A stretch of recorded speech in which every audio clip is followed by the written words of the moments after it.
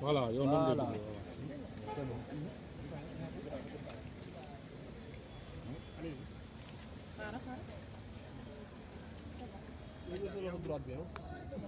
pare ngeen ah borom caméra yi. aywa ji. ana buur pare nga. borom caméra yi pare ngeen yéen ñëpp ah. buur pare nga. buur pare nga. ok mbokk yi ñu ngi leen di nuyu yéen ñëpp ci seen tur ak seen sant di rafetlu seen teewaay fii ci buntu tribunal bu Dakar ñu am mbégte waxtaan ak yéen di leen di jox information que ñun ay citoyens ñu ngi jógee bureau du procureur fi nga xam ne fa la ñu déposé benn plainte en dénonciation d'infraction de détournement de deniers publics d'un montant estimé à 94 milliards plainte bi nag mu ngi nii donc plainte bi dañ ko enregistré ci numéro 16 317 en date du 15 octobre 2019 mooy tey sama ñaari naataango yi nga xam ne ñoo fi nekk muy Ben Taleb Sow ak Alioune Badara Mboup dinañ leen tënkal ci français ak ci wolof li nga xam ne moom moo nekk ci plainte bi nga xam ne moom la ñu déposé tey ci bureau du procureur.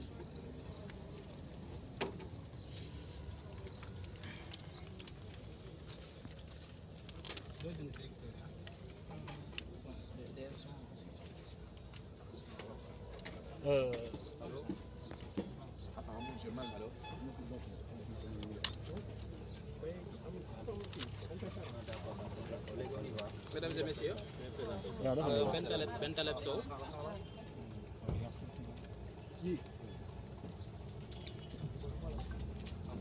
C'est bon? C'est bon, c'est bon. C'est bon. Ben Taleb Sow, membre du FRAPP France Dégage. Alors, nous venons de déposer une plainte citoyenne adressée au procureur. Une plainte dont l'objet est plainte en dénonciation d'infraction de détournement de deniers publics d'un montant estimé à 94 milliards. Bon, j'ai préparé une déclaration. Ou bien le résumé de la plainte, quelques éléments de motivation de la plainte en dénonciation. Il ne fait aucun doute que le respect de la Constitution n'a pas guidé les parlementaires qui ont souhaité la création de la commission d'enquête afin d'éclairer les Sénégalais sur les dysfonctionnements des acteurs du secteur foncier.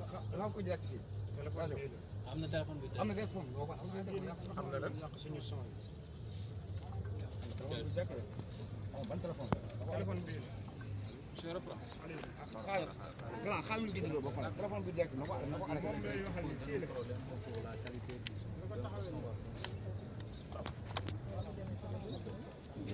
waaw bu ko boolee micro bu ko boolee micro rek day ñëw sama micro ko boolee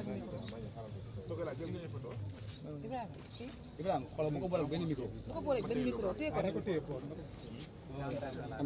Ibrahima téye kii Mohamed waaw noonu la waaw Sama téléphone. Mesdames et messieurs, Ben Taleb Sow, membre du FRAPP France Dégage. Aujourd'hui, 15 octobre 2019, nous, citoyens sénégalais, avons déposé une plainte en dénonciation d'infraction de détournement de deniers publics d'un montant estimé à 94 milliards. Un résumé de la plainte. Il ne fait aucun doute que le respect de la Constitution n'a pas guidé les parlementaires qui ont souhaité la création de la commission d'enquête afin d'éclairer les Sénégalais sur des dysfonctionnements des acteurs du secteur foncier dans le respect de la séparation des pouvoirs et donc des procédures judiciaires, ainsi que du respect de la légalité, principe de valeur constitutionnelle. Une technique illégale de captation des plus-values par Tahirou Sarr. Le détournement des titres expropriés est révélateur de la fraude, né d'une stratégie de contournement d'une règle générale interdisant l'intermédiation en l'espèce largement violée et des mécanismes juridiques contribuant à la privée des faits. M. Tahirou Sarr affirme avoir déboursé plus de 3 milliards de francs CFA pour acquérir la dite créance à travers une technique de captation des plus-values, laquelle conduit au détournement des deniers publics. Au regard de ces faits probants, il ne fait aucun doute que M. Tahirou Sarr a explicitement et illégalement posé un acte d'intermédiation entre l'État du Sénégal et les héritiers, lui conférant de fait la qualité d'intermédiaire d'une part et d'autre part d'en tirer profit à une plus-value de 91 milliards sur la base d'une rémunération, car en tant que cessionnaire, il s'est seulement proposé de verser à la partie cédante la somme de 2 milliards 500 000 francs CFA. En l'espèce, le détournement de procédure est principalement imputable à M. Mamour Diallo sur la base d'une lecture détournée des dispositions législatives relatives à la gestion et à la cession des biens constitués d'utilité publique. La responsabilité est établie de Mamadou Mamour Diallo. Dans sa stratégie d'absoudre Mamadou Mamour Diallo, l'Assemblée nationale a apprécié politiquement et de façon partisane les faits de la cause, en précisant que les faits reprochés à Mamadou Mamour Diallo et ses présumés complices relèvent de l'acharnement politique. Toutefois, la Commission a reconnu l'existence des 94 milliards. Aussi, dans ces contradictions, elle reconnaît sa responsabilité pénale, la responsabilité pénale de Mamour Diallo à travers des manquements graves à ses obligations. Les actes d'acquiescement qu'il a signés et reconnus relèvent du faux et permettent l'application des articles 152 à 155 du Code pénal. La Commission a tenté de l'absoudre en parlant de façon scandaleuse de compétences liées, ce qui constitue un désastre car un fonctionnaire ne peut signer aveuglement. La séparation des systèmes d'expertise parlementaire et judiciaire. On peut être blanchi par l'Assemblée nationale, politique et partisane, mais condamné par la justice. La commission d'enquête parlementaire n'est ni une juridiction, ni une autorité administrative. Une enquête parlementaire ne saurait anéantir les procédures judiciaires. L'objet d'une commission d'enquête est de recueillir des éléments d'information. On ne peut aller au-delà ni faire plus large. Il ne revient à la commission de condamner ni d'absoudre. Par conséquent, elle ne pouvait que demander à entendre des personnes sur l'affaire 94 milliards en les invitant par une lettre à venir répondre à une audition comme elle l'a fait pour toutes les personnes entendues. La procédure à cet effet est relativement simple. Le président de la commission, le rapporteur, les députés posent leurs questions et les personnes auditionnées répondent. Sur quoi? Sur l'organisation du fonctionnement des services des domaines, sur la nature des fonctions de l'ex-directeur des domaines, sur la connaissance des faits qui lui auraient été reprochés, sur les accusations dont il ferait l'objet, sur les raisons de telle accusation, sur les éléments de droit, de fait en cause, etc. Donc la dénonciation contribue au déclenchement des poursuites, à l'arrestation des auteurs ou complices de la même infraction. En conséquence, nous avons porté à l'endroit du procureur cette lettre cette plainte en dénonciation sur l'affaire des 94 milliards pour que nous, tous citoyens sénégalais, soyons éclairés et pour que les auteurs de ces infractions-là et complices soient traduits en justice. Merci.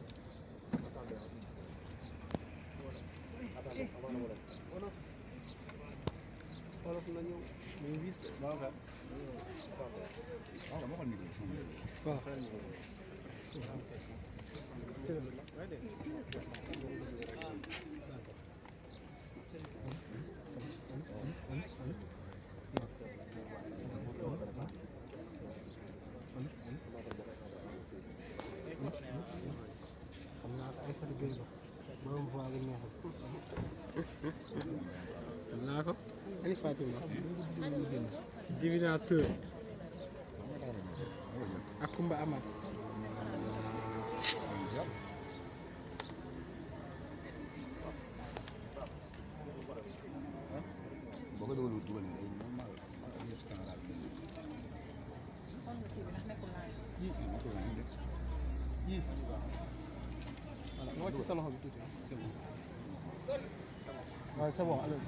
salaamaaleykum mbokki waa journaliste yi salaamaaleykum mbokki sénégalais yi ñuy xool ñu seetaan tey nag bés la ci bés yi parce que ñëpp dañu ko tuddee le jour des plaintes waaye ñun citoyens sénégalais jaarale ko ci sama kàddu man mii di Aline Badara Mboup doon citoyen sénégalais à travers ay citoyens yu bëree dañoo ñëw tey ci tribunal bi fii pour porter plainte tey ci suba ba fi ñuy wax ak yéen am na ñoo xam ne ñu ngi ñuy woo pour que ñu envoyé ay carte d'identité pour bokk ci plainte boobu loolu nag dafa wane rek que ni citoyens sénégalais yi nga xam ni ñi nga xam ne ñoo ñu jiite dafa am loo xam ni moom la ñu tegal maanaam ñenn ñi dañuy jàpp ni dañoo war a daw bàyyi fi réew mi ci seen i njuuj njaaj ñi ci des jàpp ni dañoo war a ni yàcc ni yasar waaye ñun dañoo jàpp ni dañoo war a taxaw temm pour que loolu nga xam ni moom la ñuy tuddee rangoo ñu baadoole bi cimetière buur mu jige fi moo tax depuis ñu gis régime yi fi jaar yëpp dañuy salfaañe suñuy droit dañu ñuy jox ndox mu bon dañu ñuy jox carburant yu bon waaye également fi mu toll dañoo jaay suñu pétrole jaay suñu gaz léegi nag suuf suñu dëkk dañu jël di ko commencé lem di ko def seddoo bukki moo tax ñun tey ñu ñëw constitué wu en collectif citoyen pour porter plainte au niveau du procureur de la République loolu nag bu amee dafa am seetlu bu ñu def xool ni assemblée nationale bi nga xam ni moom constitution daf ko dooleel mu war ñoo taxawal dafa lajj ci saytu 94 milliards yooyu ñuy dégg ndaxte assemblée boobu dafa wan ni moom dafa am péete te péete boobu mu am péete parti politique la péete askanu politique la ñun nag ñu jàpp ni citoyen sénégalais war na mën a fajal boppam ci loolu dañu gis ci mbirum 94 milliards yi rapport bi nga xam ni moom la assemblée nationale génne mu am ay tuuma yoo xam ni daf ko gën a renforcer gën a aussi renforcer suñu taxawaay bu ñu xoolee ki mel ni Tahirou Sarr moom mi nga xam ni intermédiaire dong la mu am ñaar fukk ak ñett ci ay jirim famille Ndoye ñu topp ci plus de 17 ans di wër pour que ñu delloo leen seen suuf moom Tahirou Sarr ci benn at jël na nekk intermédiaire yor xaalis nekk ci diggante état ak famille boobu te li ci gën a doy waar moom ci benn nit dina ci gagné 91 milliards famille yooyu di ci gagné 2 milliards 500 Tahirou Sarr moom moo avoué loolu ministre Amadou Ba ancien ministre des finances taxaw assemblée nationale dëggal ko assemblée nationale aussi wan nañu am na ay acte d'acquiescement yoo xam ni Mamour Diallo moo ko signé loolu nag dafa wane que ni ay Samba Boy yu mel ni Tahirou Sarr ay Samba Boy yu mel ni Mamour Diallo dañu fee toog jàpp askan bi seen rangooñ mooy siim seen cere maanaam rangooñu famille Ndoye mooy siim cere yi Mamour Diallo mooy siim cere yi Tahirou Sarr loolu nag dañu bëgg mu dakk gi nag mi ngi commencé ñu jël suñu plainte déposer ko au niveau du tribunal ici et aussi au niveau du procureur de la République naam ñu bëri dinañu wax justice sénégalaise temps yi perte nañ ci moom confiance waaye ñun dañu jàpp que ni suñu justice moom la ñu am te aussi quel que soit alpha fii ba 100 ans ñun duñu jóge ci suñu taxawaay que ni lumière dina am ci dossier bii ndaxte ñaata famille Ndoye ñoo nekk ci Sénégal ñaata famille Ndoye la ñu exproprié peut-être nag bii mooy dil bi nga xam ni dafa toj lenn nag am na assemblée politique boobu nga xam ni jéem naa ragg ki nga xam ni mooy Mamour Diallo ni moom deful dara maanaam am na keneen ku nekk domaine koo xam ni Mamour Diallo moo ko chefoon kooku moo laale ci mbir mi waaye xanaa dañoo fàtte Khalifa Sall bi Khalifa Sall bi ñu ko jàppee fii dañu ni Khalifa Sall du moom moo doon exécuter dépense yooyu mais nag responsabilité ba nga xam ni moom lañ ko imputé woon moo tax tey ñu dindi ko mairie Dakar moo tax mu perte mandat député ñu tëj ko ci kaso ci ay kasaw donc tey ñooñu ñoo taxawaat suñu kanam tey di ñu gëmloo ko ni Mamour Diallo mi nga xam ni moom moo permettre Tahirou Sarr jox ko ay créances yoo xam ne dina mën a fayeeku ci état Sénégal 91 milliards 91 milliards yoo xam ne tey fi ñuy wax ak yéen suñu hôpitaux yi ñu ngi sooxe suñu jàngukaay yi 6000 et quelques abris provisoires tey jàngalekat yi ñi ngi taxaw bëgg ñu leen di fay seeni rappel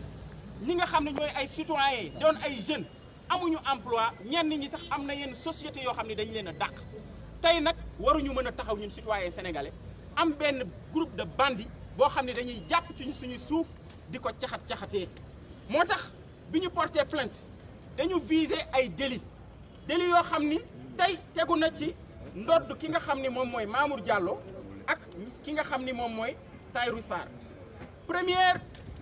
délit bi nga xam ni moom la ñu viser ñu sukkandiku ci article 130 du code de procédure pénale ñu tuddee ko délit de faux en écriture publique sukkandiku ci code pénal deuxième délit bi ñu sukkandiku aussi ci article 152 du code pénal ñu tuddee ko délit de détournement des deniers publics ñetteelu délit bi nga xam ni article 153 moo koy punir ñu tuddee ko délit d'escroquerie portant sur les deniers publics lii nag dafa war a mën a tax procureur de la république war a mën a déclencher benn procédure xam ne ay citoyens sénégalais ñoom ñoo taxaw tey pour mbir mi leer ndaxte ragg nit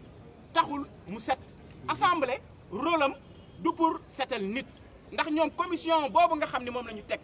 lenn rek la ñu mën bu weesoo ki nga xam ne mooy président commission bi ki nga xam ne moom mooy rapporteur bi ak député yi nga xam ne ñoo ca bokk woo leen déglu leen laaj leen ñoom seen dayo ak lan la ñu def ci mbir moom waaye justice moom mooy setal justice moom mooy jàpp justice moom mooy wax tuuma yi fi mu nekk moo tax ñu ni assemblée nationale boobu ci li nga xam ne dañuy wax séparation des pouvoirs ñoom ils sont disqualifiés mbir mi ci justice lay leere te ñun ñi nga xam ne ñoom ñooy ay citoyens yi nga xam ne ay sénégalais lañu duñu jugee ci li ñu nekk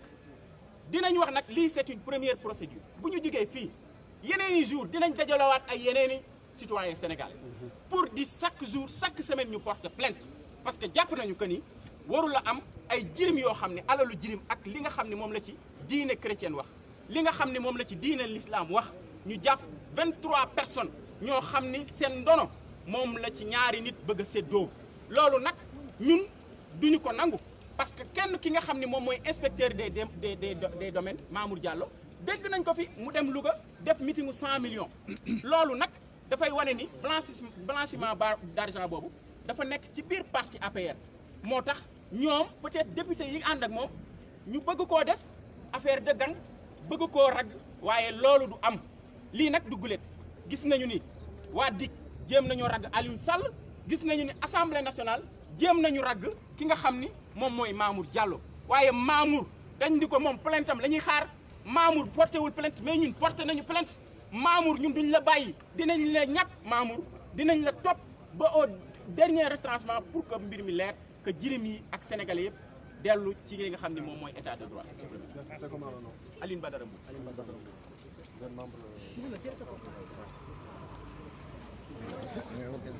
voilà gars yi ñu ngi noonu kon pare nañu def nañ suñu déclaration ba pare ok.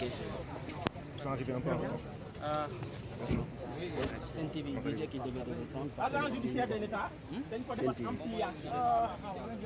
ampliation bi. mi ngi nii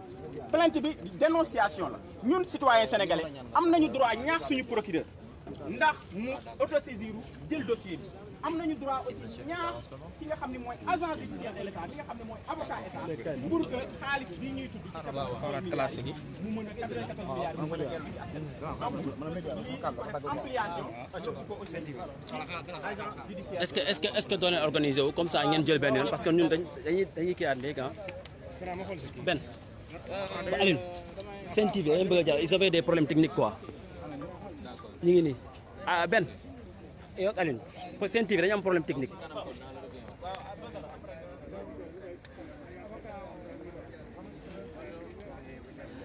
Merci les patriotes, merci les patriotes. Nous vous invitons à faire un maximum de partage afin que tout le monde soit au courant de cet scandale.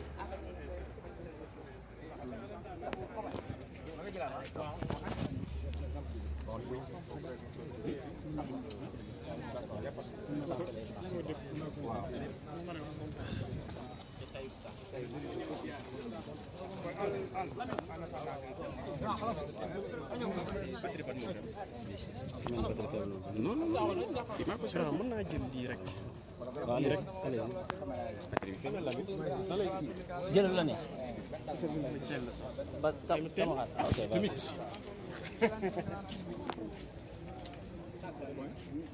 Camarade, il faut revenir. Hein?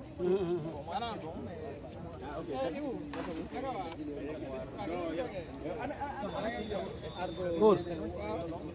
sa dëkk bi jaxasoo na de ah jaxasoo na de.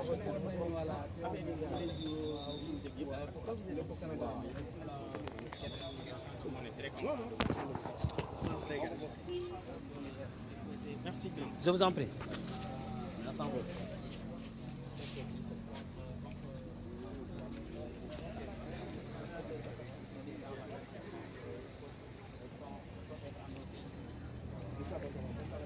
Ben Taleb Sow, oui. L'autre c'est Aline Badara Mboup.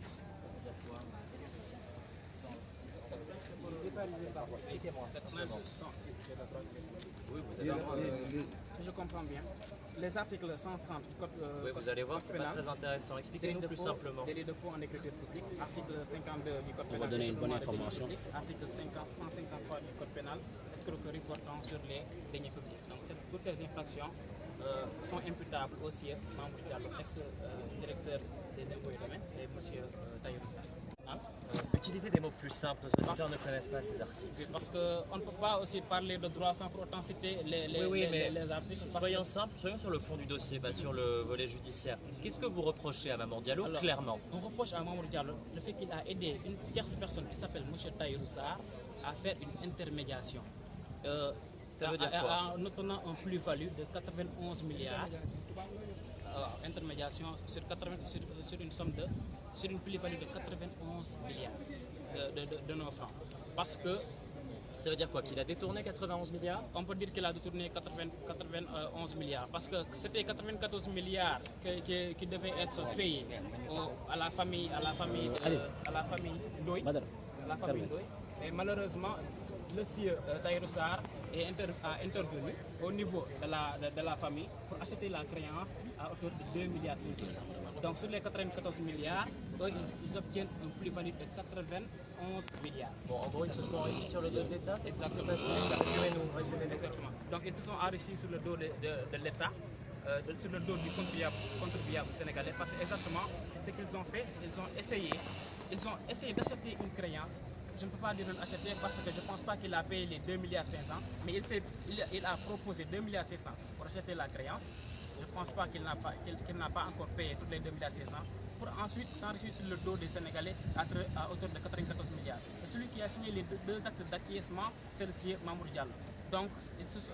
Mamour Diallo est complice de détournement de 91 milliards sur le dos du contribuable sénégalais. Pourquoi ça vous révolte, ça? Ça nous révolte parce qu'en tant que citoyen sénégalais, ça devrait révolter tout un chacun. Parce qu'on ne peut pas tolérer certains faits. Déjà, expropriation de terres. En plus, sur le dos du peuple sénégalais, imaginez un directeur des impôts et domaines qui signe un acte illégal de 91 milliards. Lui qui est payé par le contribuable sénégalais. Donc c'est effectivement révoltant, c'est effectivement choquant et nous allons les poursuivre jusqu'à leur dernier retranchement pour récupérer ces avoirs des Sénégalais. Pourtant, le rapport de la commission d'enquête de l'Assemblée nationale blanchit Mamour Diallo. Qu'est-ce que vous Ce n'est répondez pas à ça? parce que l'Assemblée nationale, qu'on peut taxer une Assemblée nationale partisane, surtout cette commission d'enquête parlementaire. Une commission d'enquête parlementaire ne peut pas blanchir M. Mamour Diallo. Pas brancher M. Mamour Diallo parce que tout est fait là-bas par des considérations purement politiciennes. Donc cette Assemblée nationale-là est disqualifiée pour dire qui est blanchi et qui n'est pas blanchi. Et dernière question, c'est une affaire un petit peu compliquée, on a pu s'en rendre compte. Comment vous allez faire pour passionner le public sénégalais à propos de ça? Donc le public sénégalais, il suffit juste de les expliquer que leurs 91 milliards ont disparu entre les mains de M. Tahirou Sarr et les mains de M. Mamour Diallo. Il suffit juste de les expliquer la réalité pour qu'ils comprennent. Merci. Wolof bi c'est Aline Badara.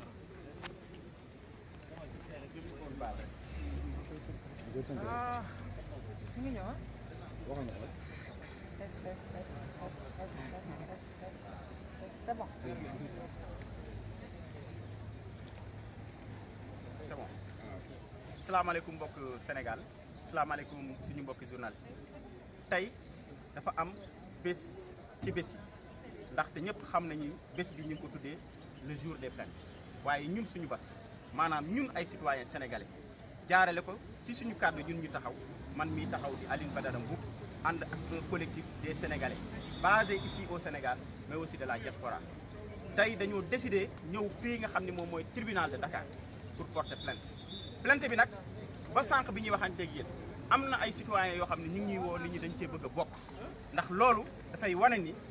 fi nga xam ni moom lañ ñu tegal ñetti option bi nga xam ni mooy citoyens yi nga xam ni dañuy gàddaay toxu ni réew mi kenn mënatu koo defar dem option bi nga xam ni citoyen bi danaan man damaa yaafuus lii duma ci wax ñun dañoo choisir option bi nga xam ni moom mooy taxaw tem pour que Sénégal doon Sénégal boo xam ni borom jikko yu rafet ñoo koy yor ci loolu moo tax ñu jëmmal tey taxawaay boobu ci plainte citoyenne bi nga xam ni déposé nañ ko ci taabalu procureur de la République plainte bi nag buñ ko jébbalee dafa wane lenn mooy que suñu assemblée nationale bi nga xam ni moom moo tiré légitimité ci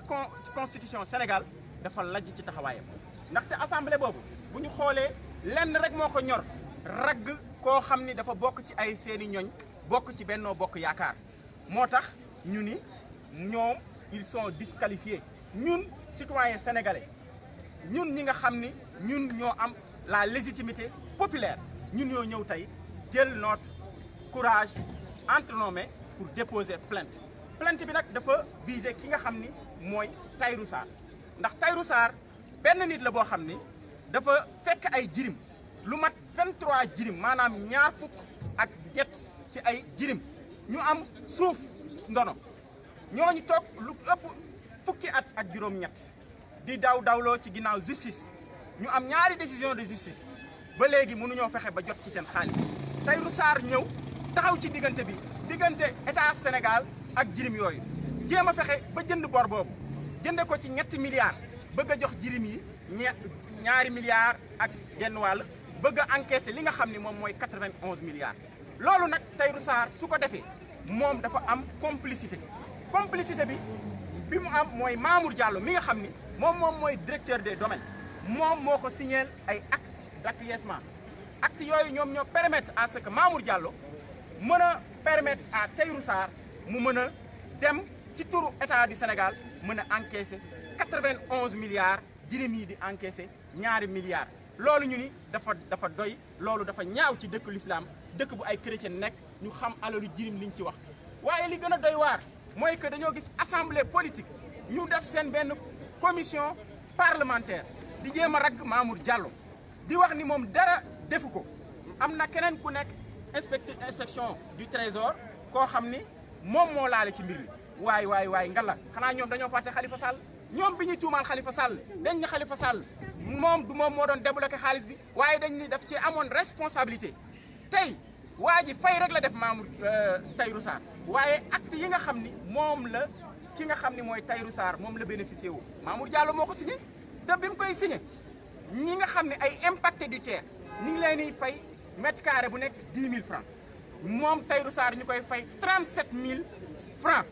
loolu rek wane na ni dañoo jéem a gonfler li nga xam ne mooy prix bi pour que jéem a soustraire trésor public xaalis ci moment boo xam ni boo demee université fukki étudiant ak juróom ci benn enseignant la waroon a doon waaye ñeent fukki étudiant ñooy jàng ci benn enseignant juróomi jigéen ñi ngi dee ci joxe bakkan ca ba ñuy jur doom soo xoolee ci école bi 6600 abris provisoires nit ñi ngi ci mbënn mi am na ñoo xam ne bu ñu demee hôpital tey ordonnance day doon seen problème waxuma la scanner yi panne ak machine yi panne gis nañu suñu camarade bi nga xam ne moom mooy Karim Gueye dañ ko évacuer parce que Sénégal mënatu ko woon a faj loolu nag dëkk boobu mënuñu fee nekk am ay groupe de bandits yoo xam ne dañuy organiser wu pour di soustraire xaalis suñu trésor public bi nga xam ne ñun soxla nañu xaalis boobu loolu nag suñu taxawaay daf ciy gën a déterminé wu wane ni que ni rapport bi nga xam ni ñun ci la ñu sukkandiku daf ñoo gën a conforté que ni ñoom dañoo bëgg a ragg Mamour Diallo comme ni dik ragge woon Alioune Sall loolu nag du ñu mës a divertir du ñu mës a aussi tax ñu bàyyi combat bi moo tax li nga xam ni tey mooy plainte bi biñ ko jébalee procureur dañoo am ay délits yoo xam ne dañ ko viser maanaam écriture en usage de faux dañoo aussi escroquerie aussi détournement de deniers publics yooyu moom la ñu viser ñu ngi tegu ci ndoddu Mamour Diallo tegu ci ndoddu Tahirou Sarr ndaxte dañoo jàpp que ni assemblée nationale rôle am du muy jéem a ragg nit rôle am lenn la maanaam def commission boo xam ne day woo ñi nga xam ne laale nañ ci mbir mi mu leen di jéem a laaj di leen wax lan lañ ci laale waaye justice mooy leeral justice moom moo nga xam ni moom moo mën a jàpp moo mën a bàyyi moom la ñuy wax la séparation des pouvoirs loolu moo ñu indi tey di wax ni nag ñu ngi remercier citoyens yëpp di leen wax ni aussi mobilisation bi dafay soog a commencer semaine après semaine dinañu mobiliser waat ay citoyens pour ñëwaat porter plainte wan leen ni leen citoyens sénégalais fas yéene wuñu daw fas yéene wuñu gàddaay waaye dañoo fas yéene assumer dañoo fas yéene taxaw tem ba nga xam ni lii mooy escroquerie bii du siècle ndara jaay suñu pétrole léegi nag suuf si la ñuy lem di ko jaay loolu nag ñun duñ ko accepter te duñ ko nangu wasalaam.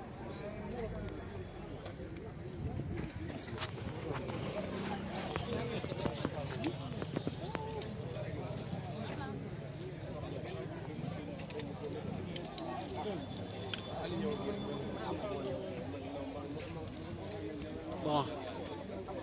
waaw patriotes yi lii la woon point de presse bi jeex na donc on vous donne rendez-vous très prochainement pour d'autres plaintes. Merci à vous tous et merci d'en faire un maximum de partage.